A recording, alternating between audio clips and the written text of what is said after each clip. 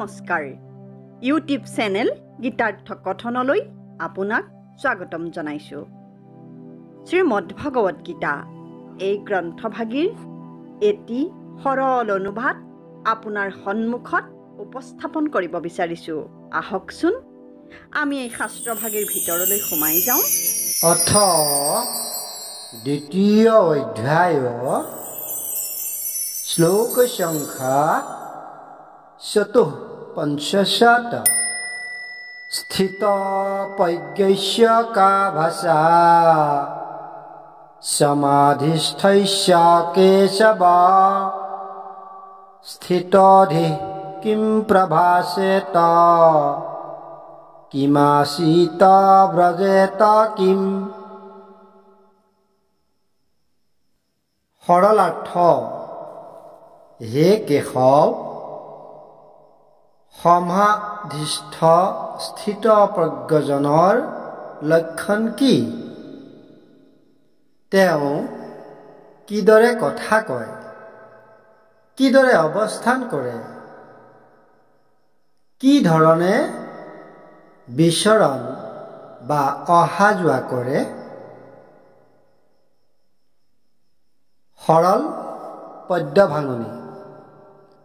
স্থিত প্ৰজ্ঞ পুৰুষৰ কিমত লক্ষণ প্ৰভু, যিটো থাকে সদা সমাধিত।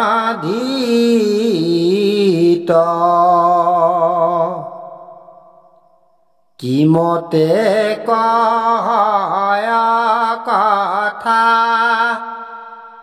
কিমতে আসন কৰে, কিমতে কৰয় আয়া জাত।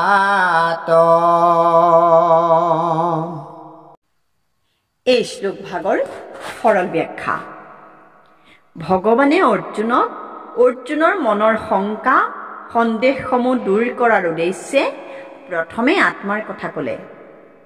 আত্মাৰ কথা এইবাবে ক'লে যাতে অৰ্জুনে কেনেকুৱা পৰিস্থিতিত হত্যাও সমাজৰ বা দেশৰ তথা মানৱ জাতিৰ সুৰক্ষাৰ বাবে প্ৰয়োজনীয় হ'ব পাৰে সেই কথা জানিব পাৰে।